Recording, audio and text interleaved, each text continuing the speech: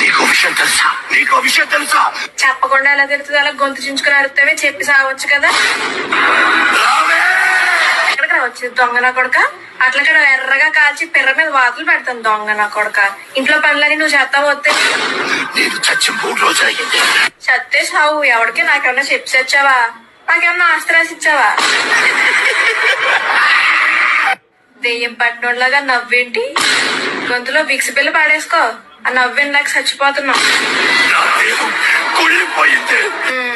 అందుకే రోజు సబ్బుతో మంచిగా రుద్దుకుని స్నానం చేయమని చెప్పేది. సరిగ్గా స్నానం చేయకపోతే అలాగే దేహాలు అయ్యి కుళ్ళిపోతాయి.